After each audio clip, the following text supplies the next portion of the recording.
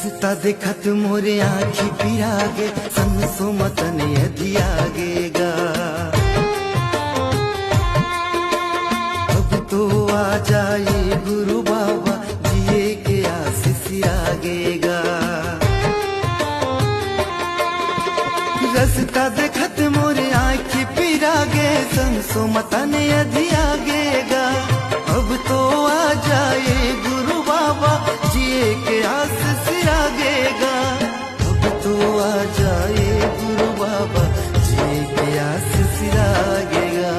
अब तो आ जाए गुरु बाबा जिए के आशीष आगेगा। तोर छोड़ मोर कोनो नहीं है, तोर छोड़ मोर कोनो नहीं है, तोर छोड़ मोर कोनो नहीं है। कैसे जिंदगी कटही बाबा मोर,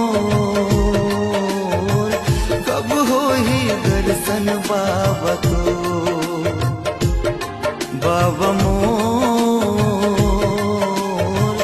कब होही दर्शन बाबा को। कलप कलप के